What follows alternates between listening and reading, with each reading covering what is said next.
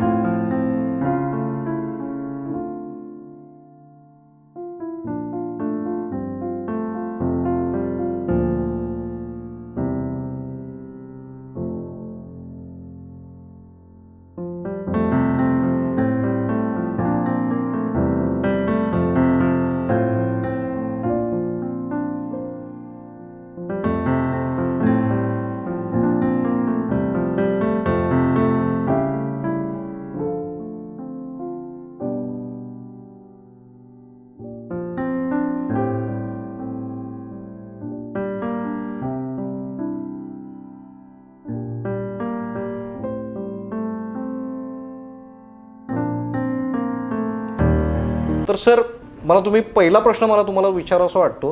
सध्या सर तुम्ही कोल्हापूरमध्ये भारतीय जनता पक्षाच्या वतीनं राजारामपुरी सरचिटणीसपदी, मंडल सरचिटणीसपदी सध्या कार्यरत आहात.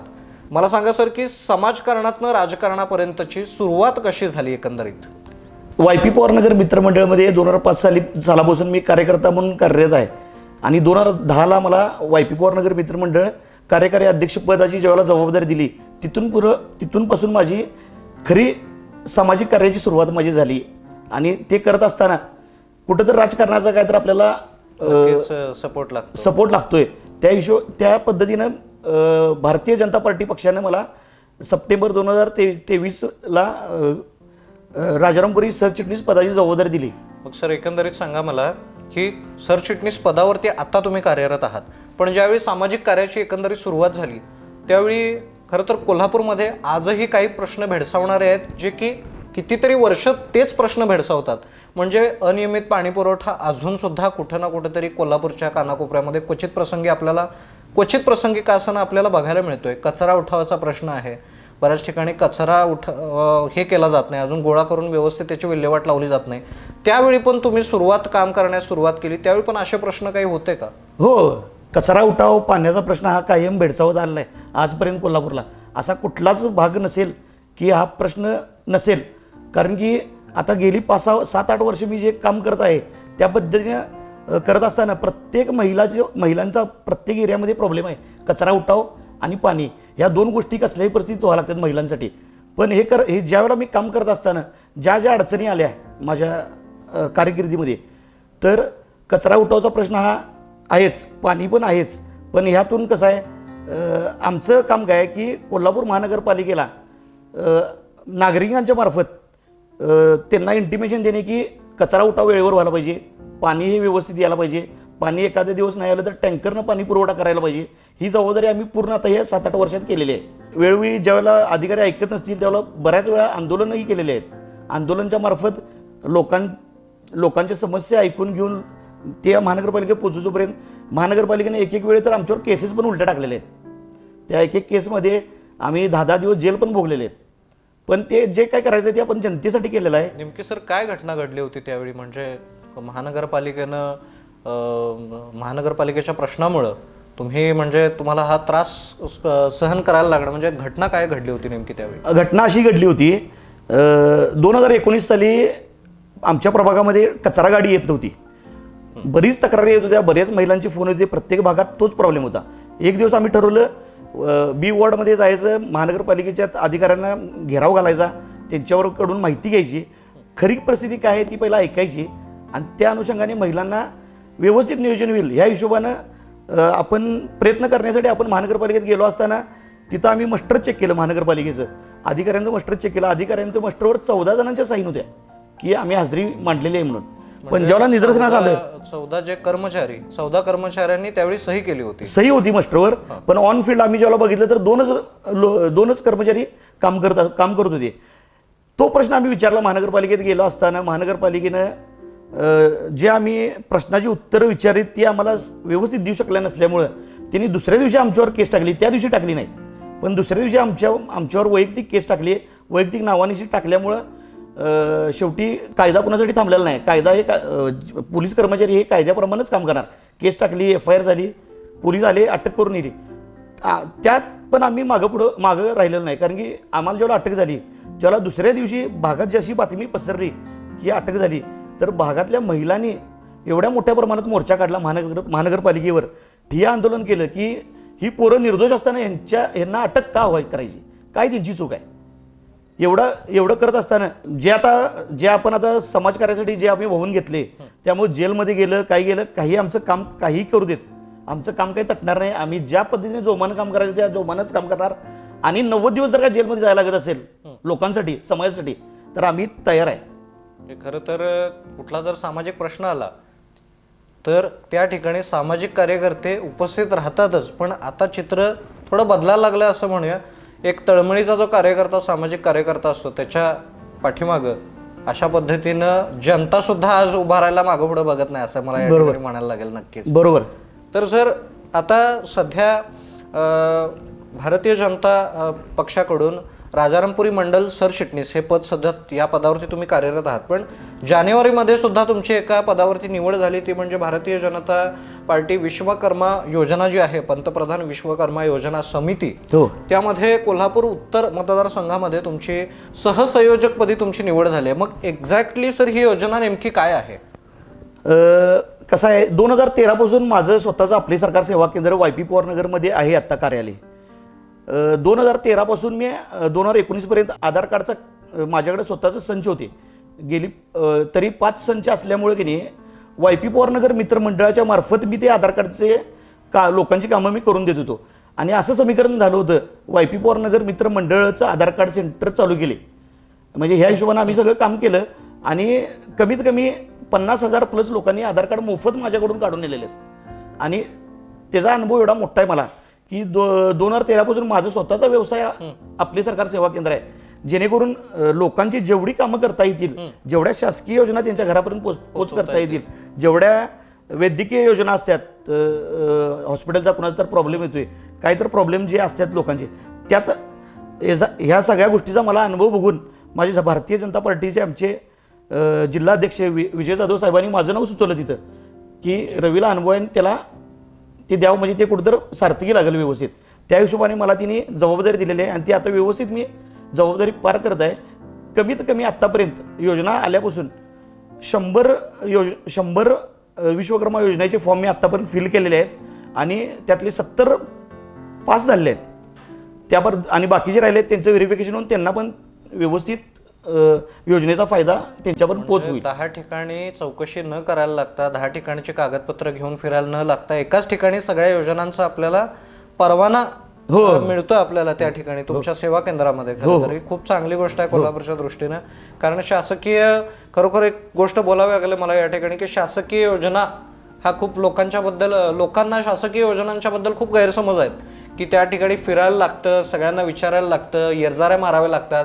पण आता सरकार आणि शासनाकडनं बऱ्याचशा सुविधा आणि त्याच सुविधेतला एक भाग म्हणजे सेवा केंद्र, म्हणजे हे ऑनलाईन सेवा केंद्र, ज्याच्यामध्ये तुम्ही सगळ्या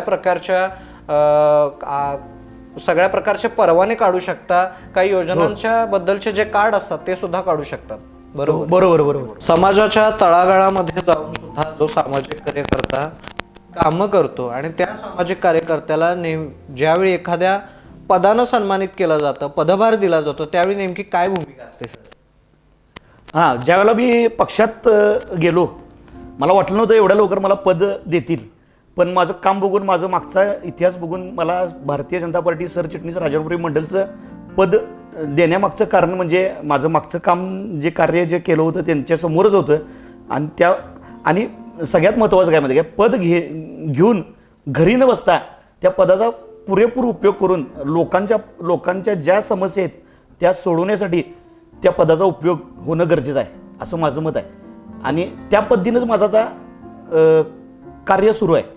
ते पद घेऊन मी घरी बसलेलो नाही आणि मी बसणार पण नाही, कारण की त्या पदाचा उपयोग गोरगरीब जनता ह्यांच्यासाठी यूज करून हॉस्पिटलायझेशन, परत बरेच शासकीय योजना ह्या जेवढ्या लोकांच्यापर्यंत पोच करता येतील तेवढ्या मी माझ्या या पदाच्या माध्यमातून मी पोच करणार आहे. पदाच्या माध्यमातून आणि पक्षाच्या माध्यमातून ज्यावेळी या शासकीय सुविधा गोरगरीब जनतेच्या आणि ज्यांना खरोखर गरज आहे या गोष्टींची त्यांच्यापर्यंत पोचतात, त्यावेळी काय नेमकी भावना असते आपली? भावना असं सांगण्या इतपत एवढ्या नसत्या. त्या ज्या भावना इमोशनल असतात ना, ते जे एखाद्याचं गरीबाचं काम होत नसते आणि जेव्हा त्याचं त्या आपल्यामार्फत ते काम होईल असं त्यांना पण जाणवते, तर त्याचा आनंद हा वेगळाच असतो. शब्दात न सांगणारा आनंद आहे तो. यातून कधी सर तुम्हाला चांगला किंवा वाईट अनुभव आलाय का? जर आला असला तर कोणता तरी किस्सा तुम्ही नक्कीच तारा न्यूजच्या दर्शकांशी शेअर करा. काय होतं, आमच्या प्रभागामधून एक फोन आला होता मला. सावित्रीबाई हॉस्पिटलमध्ये त्यांची नात ॲडमिट होती. तिला ॲडमिट कुठंच करून घेत नव्हते. CPRमध्ये जाऊन आली, सावित्रीबाई फुले हॉस्पिटलला जाऊन आली, पण ॲडमिट करून घेत नव्हते. काय तर त्यांचा प्रॉब्लेम होता.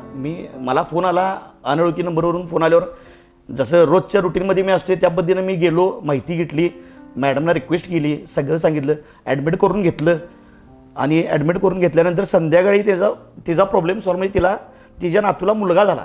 आणि त्या आजीने मला परत संध्याकाळी फोन केला की मला तुम्ही ॲडमिट करून दिल्यानंतरच्या ज्या गोष्टी झाल्या आणि व्यवस्थित ट्रीटमेंट दिल्यानंतर माझ्या नातीला मुलगा झाला आणि तुम्ही या तिथं. आणि जेव्हा मी आणि माझी मिसेस गेलो बघायला तिथं हॉस्पिटलमध्ये मुलगा, तर ती आजी अक्षरशः रडत माझ्या मिठी मारली.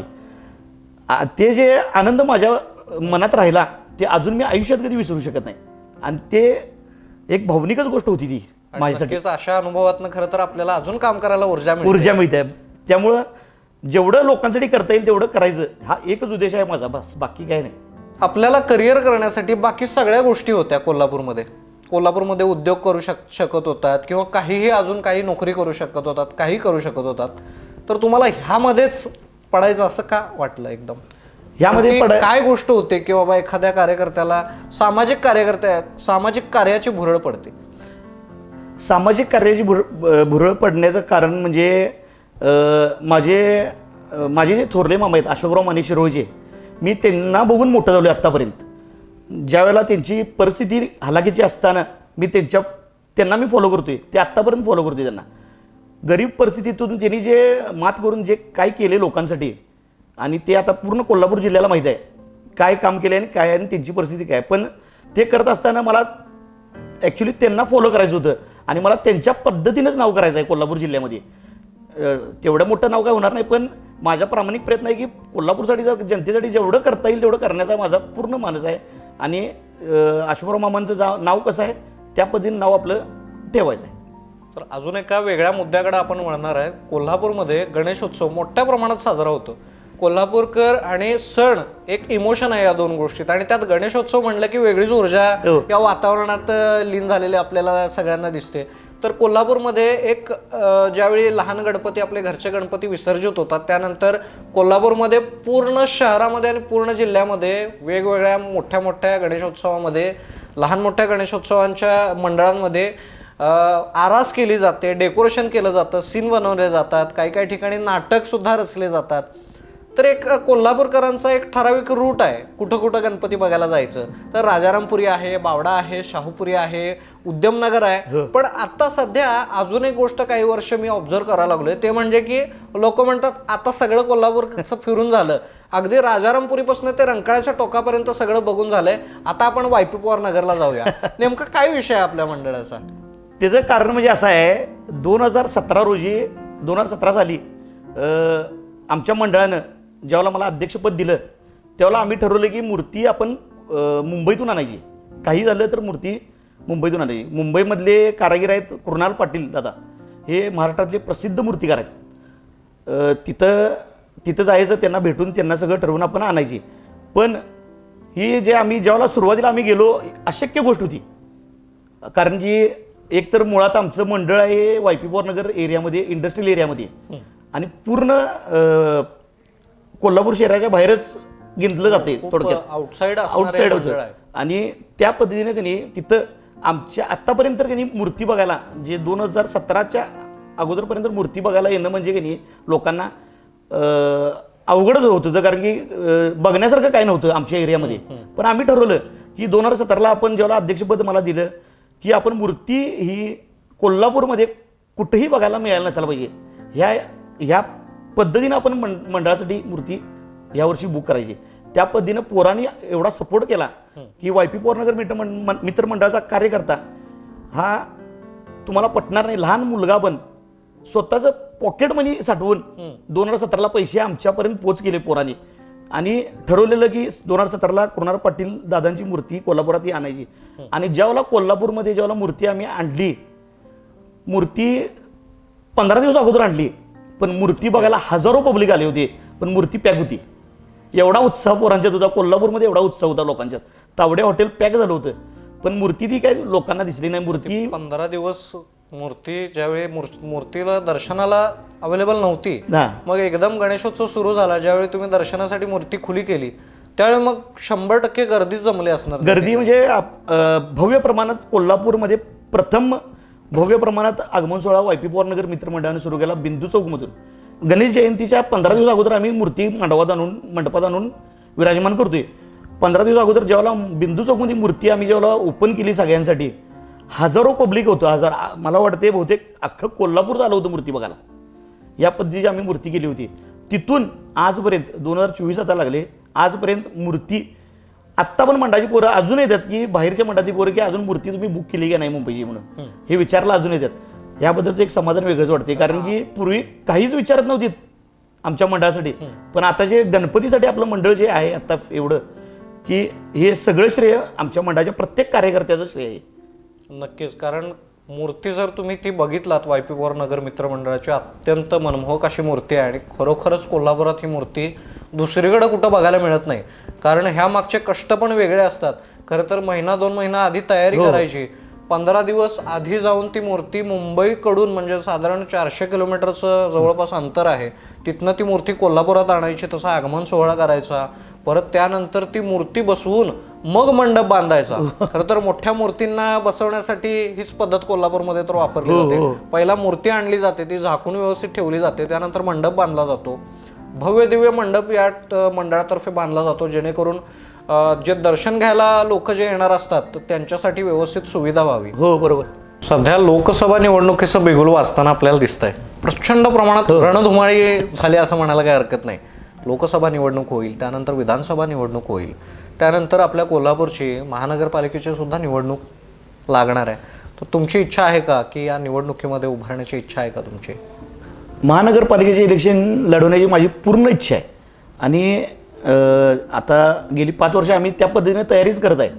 पण आता हे इलेक्शन्स महानगरपालिकेच्या गेली 5 वर्ष पोस्टपोन होऊन आता इथंपर्यंत आलेत. आता ज्यावेळेला इलेक्शन लागेल त्यावेळेला पूर्ण ताकदीनिशी उतरणार आहे मी मैदानात. आपलं पुढचं विजन काय असणार आहे एकंदरीत? पुढचं विजन माझं असं आहे की यंग पोरं आणि महिलांसाठी काहीतरी करण्याचा मानस आहे माझा. महिलांसाठी रोजगार उपलब्ध करून द्यायचा. बचत गटाच्या मार्फत शासकीय योजना जेवढ्या कर्ज स्वरूपात बचत गटांना देऊन त्यांना रोजगार निर्मिती करून आणि त्यांना स्वावलंबी बनण्याचा माझा एक निर्धार आहे. तसेच माझ्या प्रभागामध्ये तरुण पोरगं कुठलीही निवांत बसता कामा नये. जेवढं त्यांच्यासाठी कामाचं नवीन काय करता येईल, प्रोजेक्ट करता येईल, काय करता येईल, हे एक माझा मानस मोठा आहे. जेणेकरून त्या मुलाचा आयुष्यभराचा प्रश्न कुठं तर सुटेल, रोजगार निर्मिती केली तर. त्या पद्धतीनं मी नियोजन लावणार आहे. माझं पुढचं एम ते आहे. सामाजिक कार्यातून राजकारणाची धुरा सांभाळत असताना कुठं ना कुठंतरी आपल्याला कुटुंबाचा सुद्धा सहभाग आणि सपोर्ट तितकाच मॅटर करतो. हो, नक्कीच. तुम्हाला कुटुंबाचा सपोर्ट आणि सहभाग या सगळ्या गोष्टींमध्ये कशा प्रकारे लाभलाय सर? 2010ला माझं लग्न झालं. ज्यावेळी लग्न झाल्यापासून माझी पत्नी मधुरिमा गवळी हिनं मला पूर्णपणे सपोर्ट केलेला आहे. माझं सगळं ऑफिसचं काम ती स्वतः हँडल करते, जेणेकरून मला बाहेरची कामं करता येतील किंवा लोकांच्यात राहता येईल या पद्धतीनं माझं सगळं ऑफिसचं काम ती सांभाळते व्यवस्थित. आणि तिच्या सपोर्टमुळंच आणि घरच्यांच्या सपोर्टमुळं माझे वडील, माझी आई, माझा धाकटा भाऊ, माझी थोरली बहीण, आमचे भाऊजी ही सगळीच मला एवढं कोऑपरेट करत आलेत आत्तापर्यंत की त्यांच्या ताकदीमुळेच आता इथंपर्यंत मी आहे. आणि शक्यतो माझे वडील जे आहेत सामान्य घराण्यात जन्माला आले होते. तिने कोल्हापूर महानगरपालिकेमध्ये नोकरी केली 35 वर्ष. ते करत असताना आणि महानगरपालिकेचा त्यांना पण मोठा अनुभव आहे आणि ते करत असताना त्यांचा अभ्यास मला त्यांनी मला एवढं शिकवण दिलं. कोल्हापूर महानगरपालिकेची त्रुटी असतील महानगरपालिकेत कुठल्या पद्धत कामाची चुकीची असेल याचा सगळा अभ्यास पूर्ण आमच्या वडिलांना आहे. आणि तोच अभ्यास घेऊन मी आता महानगरपालिकेमध्ये इलेक्शनमध्ये त्याचा पुरेपूर अभ्यास करून मी उतरत आहे. आणि या सर्वांच्या आशीर्वादामुळे 100% मी निवडून येणार याची मला खात्री आहे. खरं तर हे म्हणजे आपल्याला कुठल्या तरी गुरुचा हात पाठीमागे लागतो एवढा सगळा अभ्यास करायचा म्हटल्यानंतर. तर याची सुरुवात कुठं ना कुठेतरी तुमच्या घरातनंच झाली असं काय म्हणायला हरकत नाही. येस 100% माझ्या वडिलांचा तेवढा अभ्यास आहे 100% की महानगरपालिका तिने गेली 35 वर्ष नोकरी करून सगळा अभ्यास त्यांच्याकडं एक वकील म्हणला तरी चालेल महानगरपालिकेचा असा सगळा आहे त्यांचं.